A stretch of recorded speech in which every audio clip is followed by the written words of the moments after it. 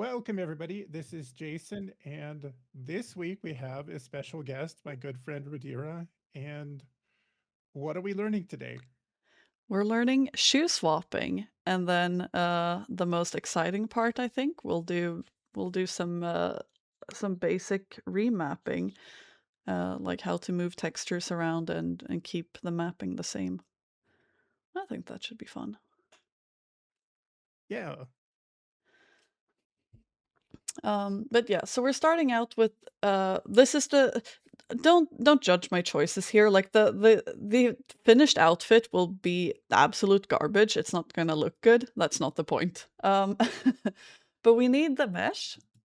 So we double click this to load this. I'll just hit extract and I'll name it. So, well, these shouldn't be here. Like AF body uh, 70s dress. So I know it's that. And then you don't absolutely need a texture to work with, but it's way easier to have one because we will be looking at the textures. So I can decide, do I like this blue one the most? Do I like the olive? Do I like the slate blue? Well, none of them look very good, but let's export this one. And then we also need to find the shoes that we're working with. And for this one, I've picked um, shoes that these were in both free time and apartment life. I think the free time outfit is called just exercise outfit, and the apartment life is called exercise EP7. Doesn't matter which one you pick. Um, so I'm gonna extract this, call it AF body exercise, and then I need a texture as well. Um, and it's these shoes. If you want them in different colors, there's actually these shoes appear on the male track dance and break dance outfits as well for some reason. Um, so if you want the shoes in blue, I guess you can find them here, but we're not gonna be messing with that now. So I have my meshes and I have my textures. So now I can go ahead and open Milkshape and start combining these.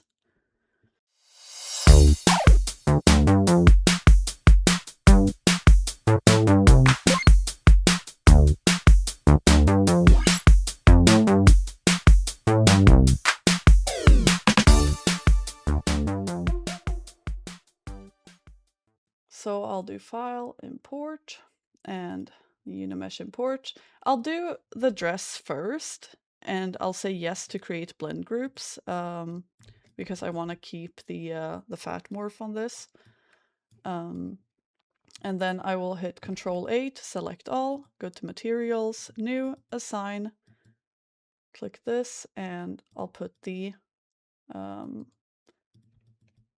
here's the texture on the dress.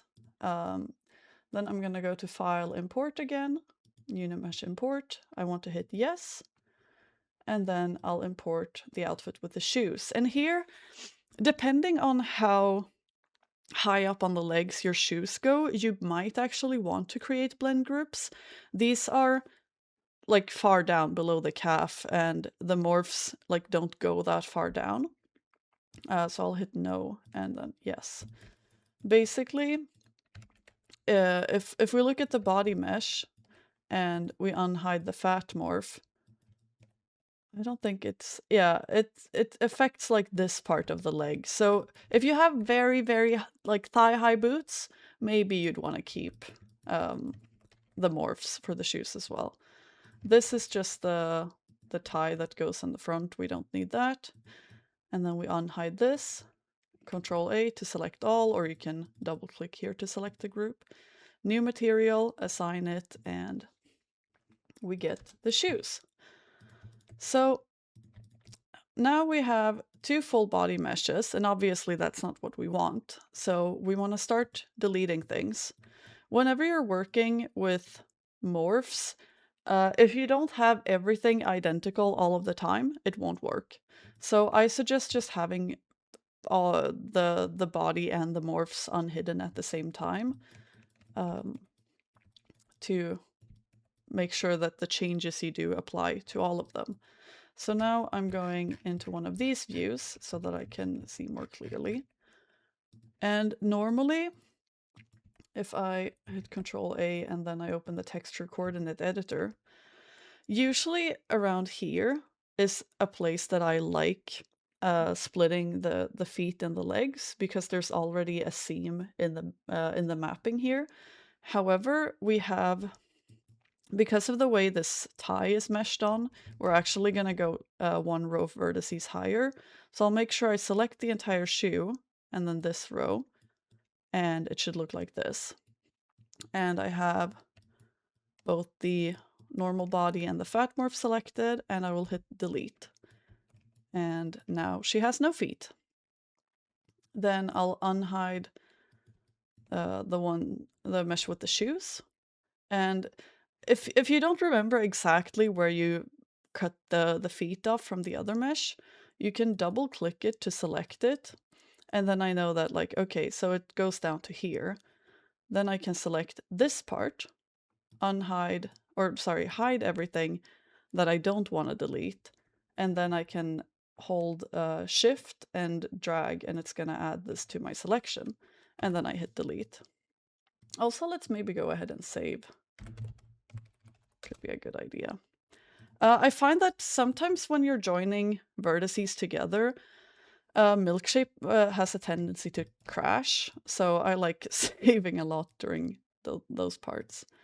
But basically, if we look at it now, this looks fantastic. Yay, I have my dress and I have my shoes. Is there anything else to do? Yes. So what we need to do next, I'm gonna use these normal data merge and vertex data merge tools. And I'm gonna go ahead and move. Whenever you use them, they're copying the values from the group that is the highest in this list. So I'm gonna go ahead and move the shoes up, so whatever values we get will be copied from the shoes mesh group and not the dress. I don't know, I feel like that's the way I like doing it. And I think these should be pretty identical already. They're off by very little. But what I will Sorry, do. I'm not quite familiar with what you did there. That when you go to when you expand to the 3D viewport, Mhm. how are you clicking on just the one vertex and then assigning that to all of them? What do you mean? So, hold up. Okay, so you go to the 3D viewport Yes. and then just click any of the vertexes that you're going to join there, and Yeah. then you had a little pop-up to copy the values of that one to the other ones. Oh, well, actually, I only went into extended manual edit to see the values. You can copy them over here too, and here, like, because this is mesh 0, I know this is shoes, mesh 1 is dress, and mesh 2 is dress fat morph. So I can see that, like, the values are slightly different.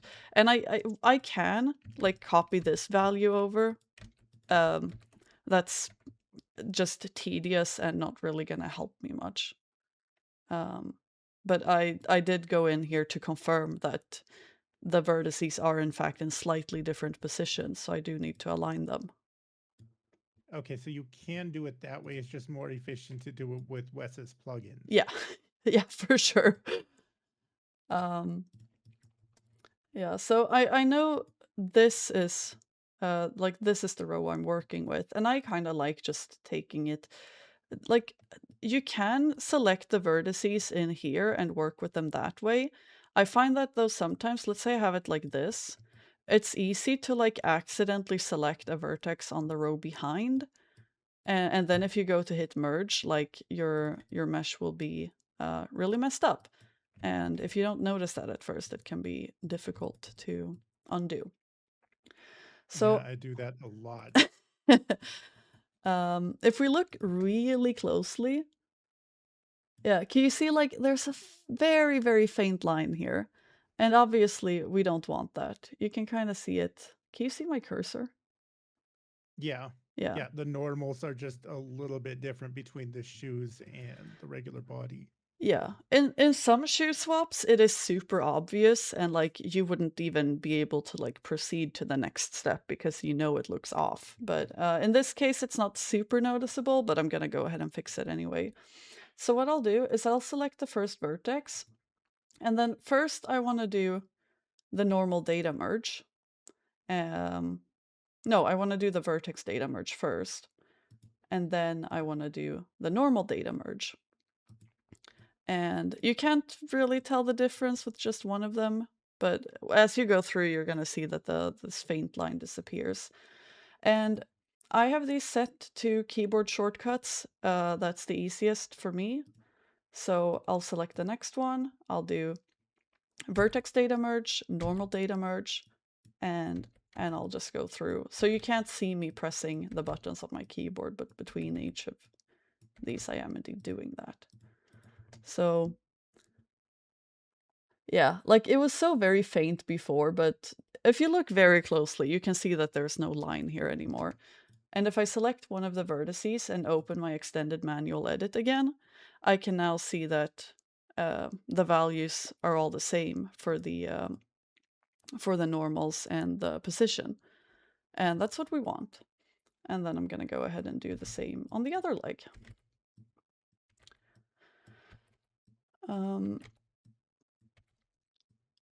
And then I'll just move the shoe group back down. It doesn't really matter where they are, but this is personal preference.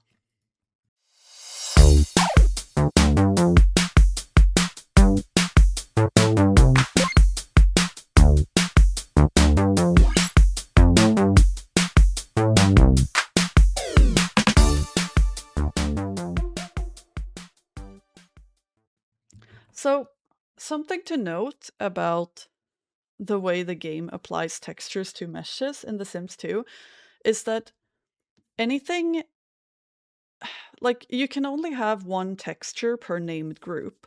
So you might think like, hey, but we have two groups here. There's this body group and there's this body group. But no, they're still called bodies. So the game will apply just one singular texture to this. And I have two textures right now, and that's not really gonna work. Additionally, if I want to combine these, right? But let's say I hit select all and then I assign this shoe texture. Like the shoes are obviously interfering with the dress, and maybe like since we don't need this part of the texture, we could still keep the dress, but I don't want the underside of the dress to look like shoes.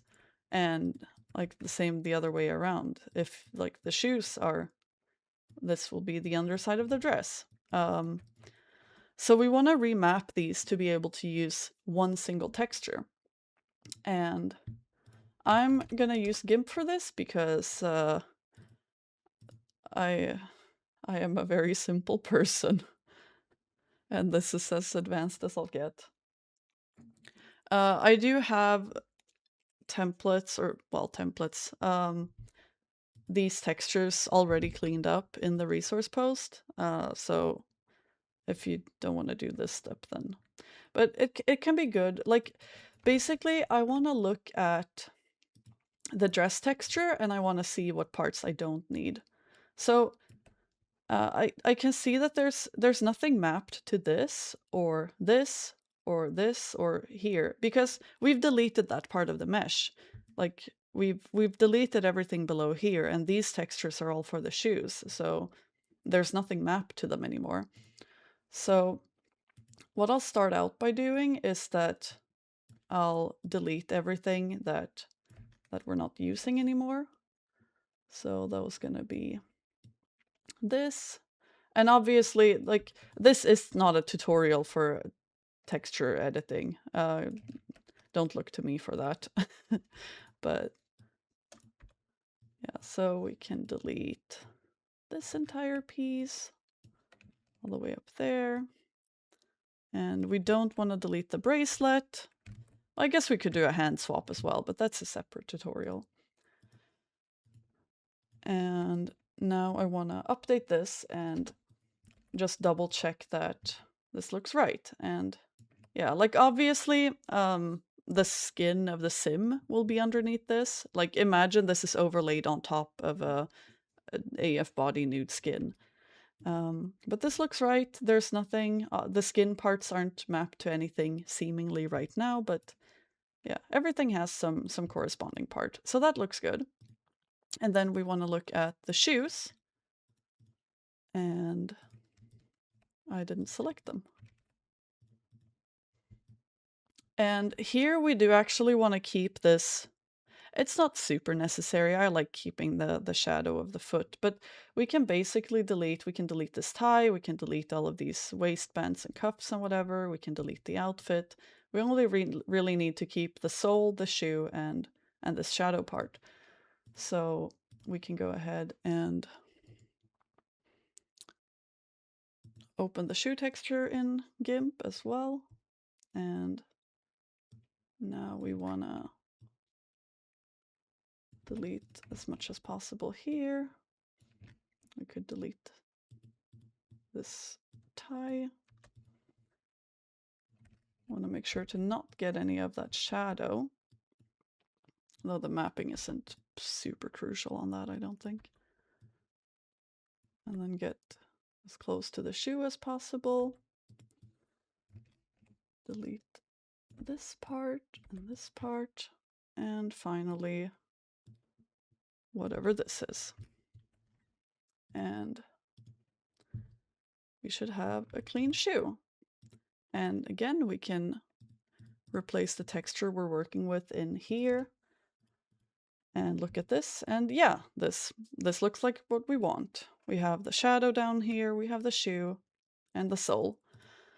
And now what I want to do is I want to put these on the same texture. So I'm gonna drag this into here, and I want to make sure that I keep. I could like move this, great, but now I'm losing this shadow.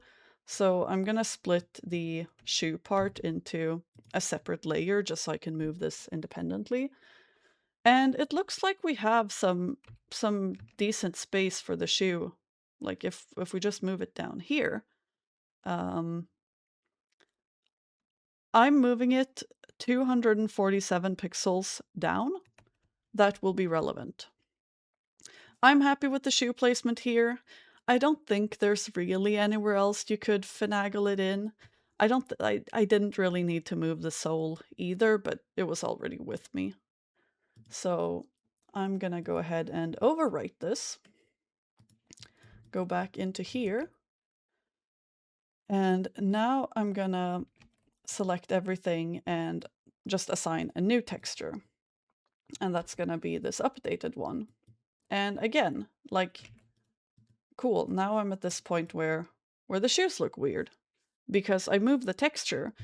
Okay, well, if I want to remap this, I can have lock X selected. If I don't have lock X, it's gonna move left and right as well, but I know that I only moved it down, so I hit lock X. And then, well, how far down do I want to move it? Like, I don't know. That seems kind of arbitrary. Well, no, because I'm gonna go find my dear friend, the calculator. So I move this texture 247 pixels down, and the texture size is 1024 pixels. So I'm gonna do 247 divided by 1024, and I'm gonna get this number. I'll copy everything after the comma. This might be because I'm European. I think if you're on an American computer, maybe you do get a like a dot instead of a comma. Decimal point. Yeah. But Milkshape doesn't really work with the commas, so I have to, yeah. And then I'll go into here again. I'll select move.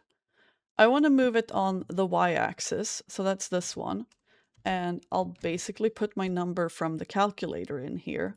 So it's going to be 0.2412109375. Great. And then I'm going to hit M for move, and suddenly my texture is in the perfect position. And I'm going to look at this, and wow, I have my dress and my shoes, everything on one texture. Fantastic. That's a neat trick. Normally, if it's, I mean, because it's just such a small thing, I will eyeball it. But if you wanted to move it exactly, that's a good tip. Yeah. Yeah, this is basically what this entire workshop is about. What do you keep pushing to see that mapping? What is the button you keep pushing for that? Window. Oh, texture coordinate. Okay. Yeah, that I don't really push anything for it because it opens it in a like you can press Control T. I don't know if I can. Yeah, once it's open, it doesn't. But like then I open it from the taskbar. Oh, okay. Yeah, and if you go into texture coordinate editor, let's see here, and you don't see anything like marked, you need to select your mesh, and then things will appear. This can also be kind of helpful, like if I only want to look at, I don't know, this arm, I can select only that, and then only that arm will be visible, if that's ever helpful. Something else you could do at this point, if you want to be kind of complicated about it, is that you could duplicate this shoe group and then merge them, like merge one of the shoe groups in with this body group and merge the other shoe group in with this body group. I've found that, or like regroup them together. I find that makes morphs explode sometimes. Yeah, because you have a different vertex count. Yeah. Well, even if like everything is seemingly identical, I think even just the numbering of the vertices could be different or something. But why add the extra polys to the morph? It's easier just to go to the group and make the shoe group unmorphed. yeah. Just delete the last line. That's so much easier. Yeah. Yeah, I found that when I started like really getting into, like I mapped I wanted to map like a round glass thing for a clock face once, and I got into some really advanced math for that, like with coordinates and whatever. So if you don't like math, then maybe stay out of the texture coordinate editor, but I basically, like, the idea is that if, like, regardless of the size of the texture in here, like the, can I get this point here is always 0, and then like you can't really see where the texture is, but this will be 1. So if I move something like by 0.5, it's gonna move it, let's actually do that. If I move something by 0.5, like in this case, it will have moved it 512 pixels because that's half of my texture. If I move something by 1, it will have moved it an entire 1024 pixels on this texture because that's what 1 would be in this case. So I was kind of just experimenting with that, and then I realized that, like, oh wait, I can actually just divide the amount I'm moving something by the total amount of pixels, and it'll be moved into the perfect place. I'm sure someone else figured that out before me, but anyway, now we have our mesh. I'm gonna go ahead and export it. Unimesh exporter. I'll name it my new mesh because it makes me so happy.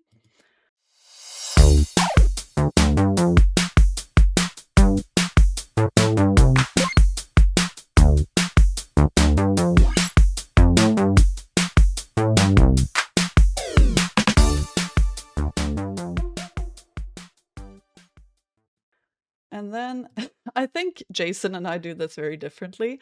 Whenever I'm generating new meshes, I will hit this body mesh tool extracting stage, and I'll write something like AF body tracksuit, because why not? And then I'll do object tools, fix integrity. I'll name this mesh rudhira, 70s exercise shoes, AF. And I'll update it, hit OK, and then I'll save, and I'll name this my new mesh. Don't actually do that, that's a terrible name. While we're here, we can go ahead and replace this with my new mesh. And you see now that it has 2 body groups, but this is really only just one group.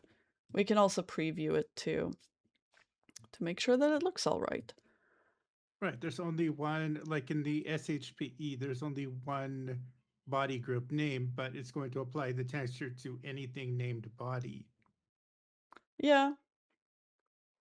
I think objects work the same too. I wasn't sure if you could have objects with the... Yes, yes, you can. Yeah. And well, I can show you this. I'm just gonna launch Body Shop. This will probably take 1 million years if I had to guess. I think most of you are... I'm just gonna like create clothing. Let's go find something. Maybe we can find that tracksuit that I used. Oh, I think it's this one. My new outfit.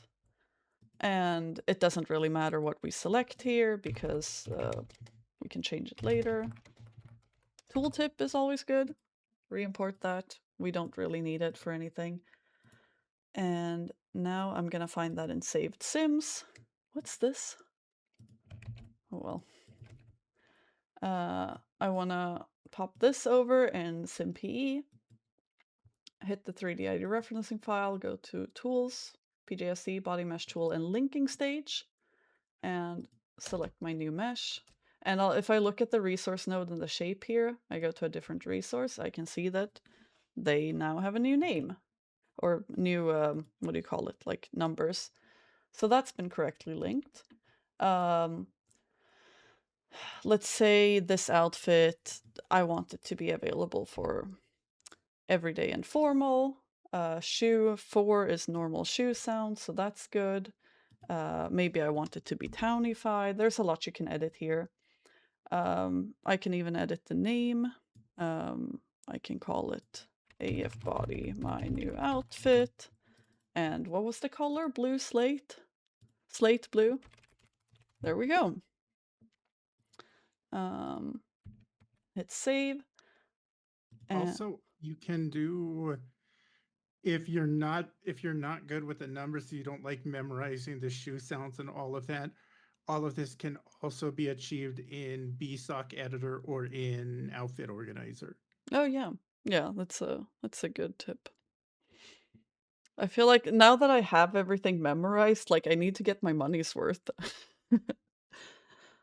Last thing we're gonna do here, build the DXT, get my new texture, set it to DXT5, build, and hit commit and save. And then I will put these... This is the hardest step, I think, of the entire tutorial. It's once you've created your content, you should actually put it in your downloads folder in order to test it. And then we can launch Body Shop again to see that it's working. And then I will go to build sims because that's where I can test the morphs and whatnot. I'll build a new sim, female, because that's... And hey, here's my new outfit. I have my dress. It has the original Yeah, that's morphs. fancy. Yeah, right? The dress and the shoes go really well together. I mean, if you're just like, if you're hungover or Yeah. you're doing the walk of shame or whatever, then yeah. You still have the bracelet on from last night. You got your high heels in your purse. But yeah, that is pretty much all there is to it. This isn't like super advanced, but like it was one of the first things that I got into when I got into meshing, because it really isn't that hard. If depending on the shoes you pick, you might not have to mess around with morphs and whatever, like it's already all there for you. Um, but if you want to keep everything on one single texture, um, it's good to know how to be able to remap things. And this little trick with like dividing the amount you move something by the size of the image can help you. Obviously, like it kind of depends on what you're doing. In some cases, it's not super precise, but especially if you're swapping between, like, let's say I have this dress selected and then I go, well, that's her boobs. Um, if I have these shoes here and I go to swap to this outfit, I can see that the shoes aren't changing between the outfits, and yeah, maybe you want to keep this consistent. Yeah, any questions? No, I mean that was fairly concise.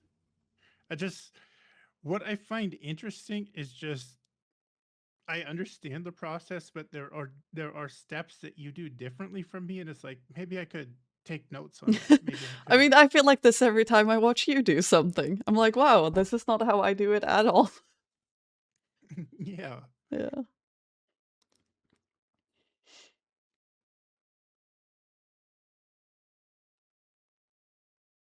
No, no, I'm good. I'm familiar with the process. I just Yeah. the the steps to get there are a little bit different. Yeah. But yeah, basically, like, just be mindful that the vertices are connected. Like, something else you can look at here, um, is that you don't have, if you select like draw vertices with bone colors, make sure that it is all the same color, because otherwise, like, if the part on the shoe is assigned to like foot and then the leg is assigned to calf, like it could look weird when the sim is actually moving. And Yeah, you get but those little gaps yeah, in the calf. but when you do vertex data merge, that will also include um the bones, so that shouldn't be an issue if you're using Wes's tool. But yeah, that's gonna be it for me. Thanks everyone for showing up. I hope you enjoyed my little workshop. Um, Thanks for showing the yeah. shoe swap.